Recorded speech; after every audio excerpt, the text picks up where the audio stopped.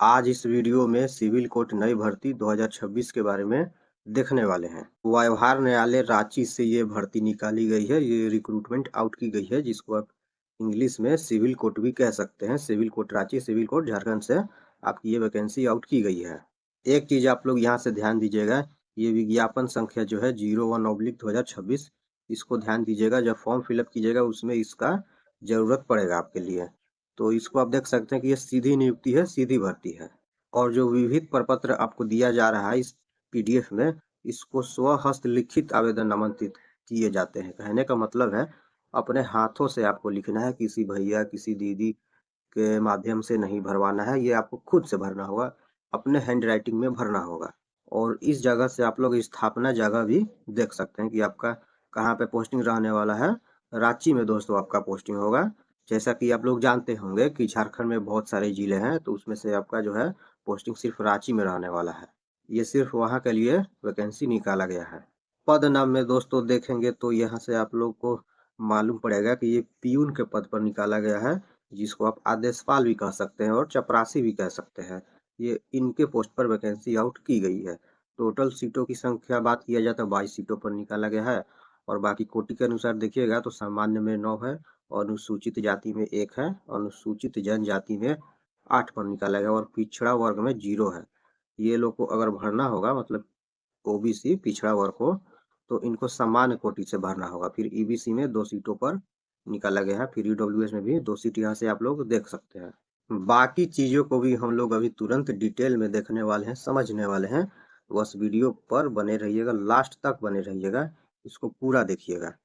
तो शैक्षणिक योग्यता और वेतनमान के बारे में यहाँ से आप लोग देख सकते हैं कि पद का नाम तो आपने देख ही लिया है। वेतन स्तर देखिएगा तो लेवल 1 का आपको सैलरी मिलने वाला है। और योग्यता का बात किया जाए दोस्तों तो केवल 10वीं पास मांगा गया है, ओनली मैट्रिक मांगा गया है। केवल आप मैट्रिक पास हैं तो इस फॉर्म के लिए आप एलिजिबल है। परसेंटेज का कोई बैरियर नहीं रखा गया है। और भर्ती का तरीका दोस्तों देखिएगा, मतलब चयन देखिएगा किस प्रकार से आपका चयन किया जाएगा। तो स्क्रीनिंग टेस्ट होगा, यहाँ से आप लोग देख सकते हैं स्क्रीनिंग टेस्ट होगा और इंटरव्यू होगा, मतलब कि साक्षात्कार होगा। स्क्रीनिंग टेस्ट मतलब कि ये चेक किया जाएगा कि आपके फॉर्म कैसे भरे गए हैं, किस प्रकार से भरे गए हैं, सही से भरे गए हैं या नहीं भरे गए हैं। तो दोस्तों इसमें कंपटीशन भी कम हो जाता है, क्योंकि बहुत सारे जो अभ्यर्थी हैं फॉर्म को गलत भर देते हैं और उनका फॉर्म जो है रिजेक्ट हो जाता है। जिनके पास अनुभव है ऑफलाइन फॉर्म भरने का, उन्हीं का जो है फॉर्म को आगे बढ़ाया जाता है। तो इसलिए आप लोग इस फॉर्म को ट्राई जरूर कीजिएगा। फीस भी बहुत कम लगने वाला है, वो भी मैं आपको बताने वाला हूँ।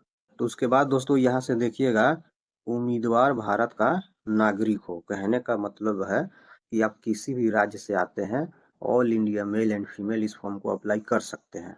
ऐसा नहीं है कि झारखंड के लोग ही इस फॉर्म को भरेंगे। आप तमिलनाडु के हैं, चाहे जम्मू कश्मीर के हैं, चाहे अरुणाचल प्रदेश के, कहीं के भी हैं, आप इस फॉर्म को अप्लाई कर सकते हैं। उसके बाद एज लिमिट का भी यहाँ से हम लोग देख लेते हैं। इस फॉर्म को आप लोग को भरने का प्रयास करना चाहिए, क्योंकि आपका एकदम चयन जो होगा बिना लिखित परीक्षा का होगा, डायरेक्ट भर्ती है। और ऊपर से आपका सिर्फ इंटरव्यू के माध्यम से होने वाला है। तो इसके बाद हम लोग एज लिमिट दोस्तों देख लेते हैं। 18 कम से कम होना चाहिए। उसके बाद 35 वर्ष एज लिमिट दिया गया है। और उसमें जो कैटेगरी के अनुसार देख सकते हैं कि छूट भी दिया जा रहा है। और आपको फॉर्म कैसे भेजना है वो भी मैं यहाँ से आप लोगों को दिखा देता हूँ। तो उससे पहले आप लोग लास्ट डेट देख लीजिए दोस्तों, अंतिम तारीख। तो 20/7/2026 दिया गया है, मतलब कि 20 जुलाई तक आपका आवेदन स्वीकार किए जाएंगे। और उसको कैसे भेजना है तो यहाँ से आप लोग देख सकते हैं कि निबंधित डाक या स्पीड पोस्ट, मतलब कि रजिस्टर पोस्ट या स्पीड पोस्ट के माध्यम से आपको भेजना होगा। ऑर्डिनरी पोस्ट भेजिएगा तो समय पार हो जाएगा और आपका लेटर भी नहीं पहुँच पाएगा। और वैसे भी ऑर्डिनरी का यहाँ पे चर्चा नहीं किया गया, तो पहुँच के भी हो सकता है रिजेक्ट हो जाए। इसलिए स्पीड पोस्ट या निबंधित मतलब रजिस्टर पोस्ट का इस्तेमाल आपको करना होगा। तो आवेदन पत्र के साथ देखिएगा तो आपका दोस्तों 3 फोटो पासपोर्ट साइज का इस्तेमाल होने वाला है। यहाँ से आप लोग देख लीजिए, एक आपका जो आवेदन पत्र पर सटा रहेगा आप ही को साटना होगा। और दूसरा देखिएगा तो प्रवेश पत्र पे सटा होना चाहिए, इसको भी आप ही को साट के भी देना होगा साथ में। और एक जो है अतिरिक्त रहेगा, मतलब एक्स्ट्रा में रहेगा। और उस लिफाफा का साइज देख लीजिए, जो बड़ा वाला आपको भेजना होगा 25x11 दिया गया। ये आप स्टेशनरी दुकान में जाइएगा तो आपको वो दे देंगे। और जो एडमिट कार्ड का जो लिफाफा होगा उस पे ये वो छोटा रहता है दोस्तों, तो उस पे आपको 40 रुपए का डाक टिकट आपको साट के देना होगा। अंदर में पहले से सटा होगा, तभी आपका एडमिट कार्ड उधर से आएगा। नहीं आप साट के दीजिएगा तो एडमिट कार्ड नहीं आएगा। और दोस्तों आप लोग क्या कीजिएगा कि 2 प्रिंट निकाल लीजिएगा, मैं आपको दिखाऊँगा। तो उसका आवेदन पत्र का 2 प्रिंट निकाल लीजिएगा, एक आप अपने प्रैक्टिस के लिए कीजिएगा, क्योंकि गलत होगा तो फिर से आपको प्रिंट निकालना होगा। इसीलिए आप 2 या 3 पहले से ही निकाल के रख लीजिएगा, उसके बाद फॉर्म को भरने का प्रयास कीजिएगा, क्योंकि थोड़ा-सा भी गलती होगा, ओवर राइटिंग इसमें नहीं चलता है, वो अच्छा नहीं लगेगा, खराब लगेगा। इससे अच्छा होगा कि आप लोग एक बार प्रैक्टिस कर लीजिएगा। लगभग ₹100 तक आपका खर्चा हो सकता है, जैसे स्पीड पोस्ट का मान लीजिए 50 के आसपास लगेगा, और जो एडमिट कार्ड पे टिकट है वो ₹40 का है, तो 100 के आसपास आपका खर्चा हो सकता है। ये दोस्तों देख लीजिए, यही आपका आवेदन पत्र है। तो आपको सबसे पहले यहाँ पे देख लीजिए, विज्ञापन संख्या डालना होगा। मैंने शुरू में ही आपको बताया था कि विज्ञापन संख्या को ध्यान दीजिएगा, इसका ज़रूरत आपको आगे पड़ने वाला है। तो इस पे आपको लिखना होगा 01/2026 आपको देना होगा। पूरा ये लिखिएगा 2026, सिर्फ 26 नहीं लिखिएगा, क्योंकि विज्ञापन संख्या का एक भी लेटर इधर-उधर होगा तो वो गलती माना जाएगा।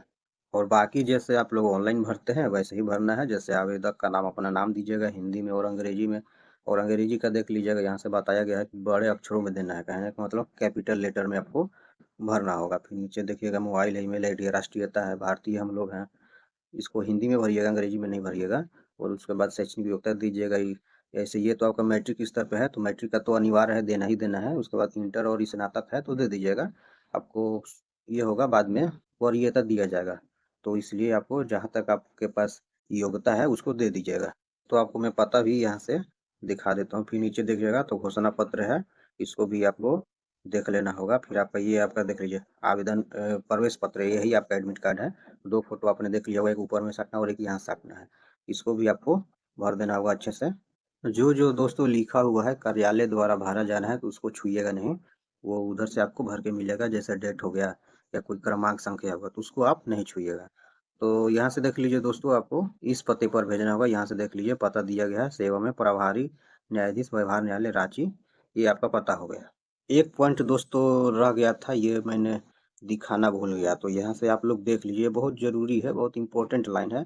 लिफाफे के ऊपर विज्ञापन संख्या, आवेदित पद का नाम एवं श्रेणी आपको लिखना होगा। इस चीज़ को ध्यान दीजिएगा, इग्नोर मत कीजिएगा, इसको जरूर से लिखना होगा, क्योंकि ये देख लीजिए लिखा जाना आवश्यक है, तो इसलिए इसको इग्नोर करने वाला ये बात नहीं है। इसको जरूर से लिखिएगा, अच्छे से ढंग से लिखिएगा। तो चलिए दोस्तों, वीडियो को खत्म किया जाए। ऐसे ही वीडियो के लिए चैनल को सब्सक्राइब करके रखें। धन्यवाद।